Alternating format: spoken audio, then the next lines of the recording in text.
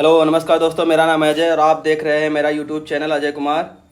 पुराना चैनल मेरा बीजेपीबी के जो सस्पेंड हो गया था, अब नया चैनल शुरू किया है, इसे सब्सक्राइब कर लीजिए। आगे की वीडियोस यहीं मिलेंगी जब तक वो रिकवर नहीं हो जा रहा है।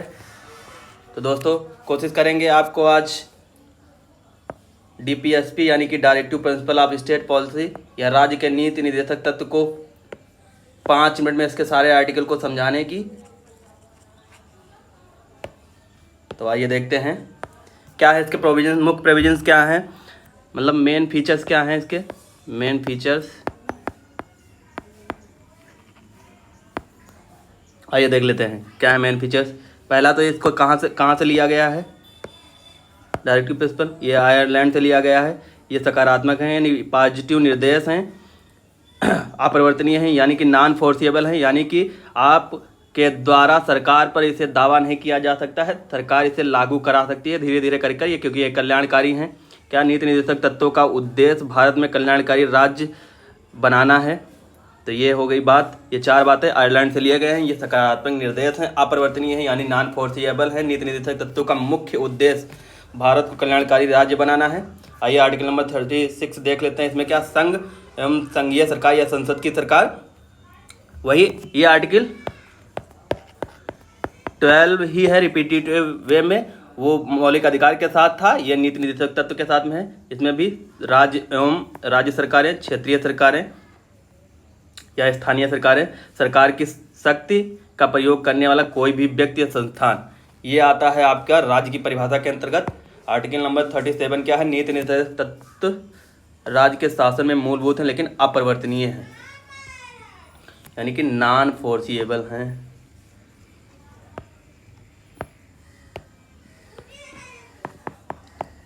नॉन फोर्सिएबल ये मैंने पहले ही बता दिया है।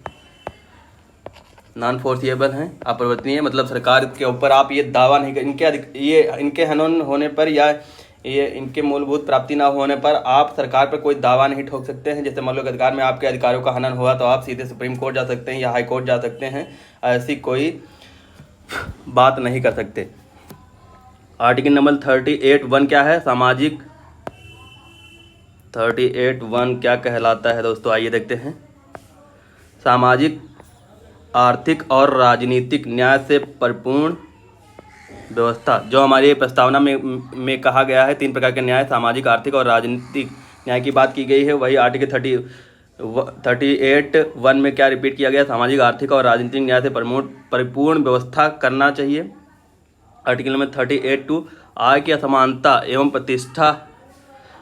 एवं प्रतिष्ठा, सुविधा और अवसर की असमानता को कम करना। अवसर मतलब सभी को अवसर हो, सभी की आय में जैसे बहुत सारे लोगों की आय बहुत ज़्यादा है, बहुत कम है, तो उसकी असमानता को धीरे धीरे कम करना।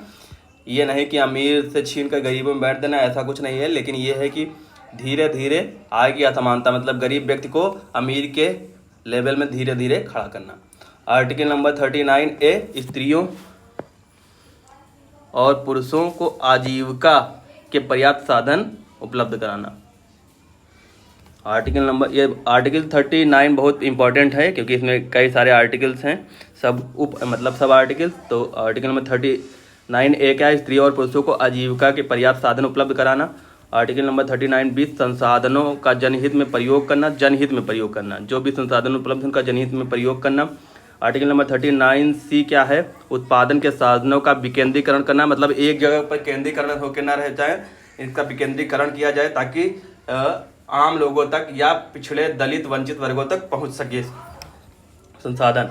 आर्टिकल नंबर 39(d) क्या है, पुरुषों और स्त्रियों के लिए समान कार्य के लिए समान वेतन की व्यवस्था, मतलब ऐसा ना हो कोई वही काम पुरुष कर रहा है, वही कार्य महिला कर रही है, उनको वेतन अलग अलग दिया जाए इस नाम पर कि इनका जेंडर मेल है या फीमेल है, तो उसको कम करना, आय की असमानता को कम करना। आर्टिकल नंबर 39(e) क्या है, नागरिकों के स्वास्थ्य की रक्षा करना। आर्टिकल नंबर 39(f) क्या है, बच्चों, युवकों, युवतियों को शोषण से बचाना। आर्टिकल नंबर 39(a) ये कैपिटल है, ये आर्टिकल 44वें संविधान संशोधन द्वारा इसे जोड़ा गया था।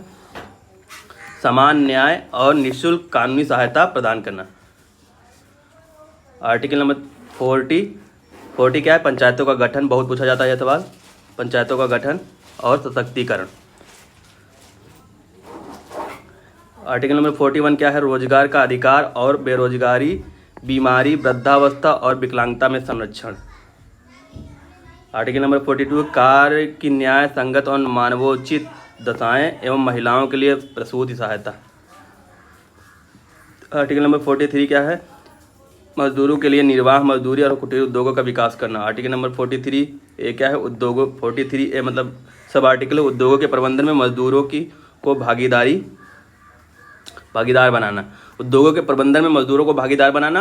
आर्टिकल नंबर 43 बी क्या है? सहकारी संस्थाओं की उन्नति करना। आर्टिकल नंबर 4 यही यूसीसी है जिसका अभी विरोध हो रहा है। यूसीसी मतलब समान नागरिक संहिता प्राप्त करना, नागरिकों के लिए समान नागरिक। तो ये संसद या सरकार का दायित्व है कि समान नागरिक संहिता लागू कराएं देश में धीरे धीरे करके। कई राज्यों में लागू है, जैसे गोवा और उत्तराखंड में लागू होने वाला है, गोवा में लागू है पहले से ही। आर्टिकल नंबर 45 क्या है? 6 वर्ष से कम आयु के बच्चों की बाल्यावस्था, देख रेख और शिक्षा का प्रबंधन करना। आर्टिकल नंबर 46 क्या है? SC ST और दुर्बल वर्गों के शैक्षिक एवं आर्थिक हित को आगे बढ़ाना। आर्टिकल नंबर 47 पोषाहार और लोक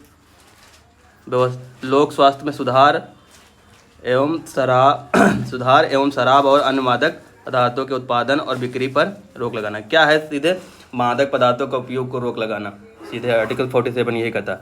आर्टिकल 48 क्या है? कृषि एवं पशुपालन का गठन करना तथा गाय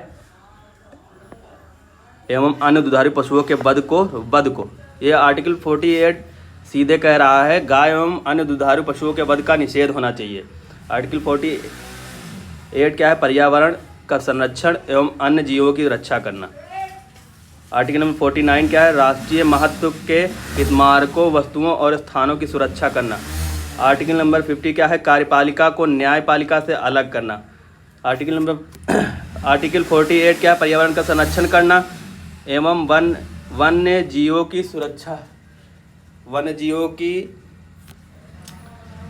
आर्टिकल नंबर 48 क्या है? पर्यावरण का संरक्षण एवं वन्य जीवों की रक्षा करना। आर्टिकल नंबर 49 क्या है? राष्ट्रीय महत्व के स्मारकों, वस्तुओं और स्थानों की सुरक्षा करना। आर्टिकल नंबर 50 क्या है? कार्यपालिका को न्यायपालिका से अलग करना। आर्टिकल नंबर 51 क्या है? अंतर्राष्ट्रीय शांति और सुरक्षा को बढ़ावा देना। तो ये हो गया आपके आर्टिकल नंबर 36 से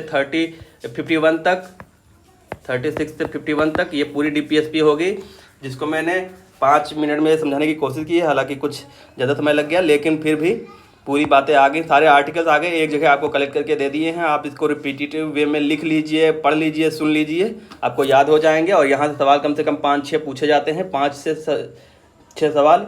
मतलब ये बहुत इंपॉर्टेंट सेगमेंट होता है किसी भी कम्पिटिटिव एग्जाम के लिए। तो आगे आप अगर चैनल पर नए हैं तो सब्सक्राइब कर लीजिए दोस्तों, सब्सक्राइब कर लीजिए।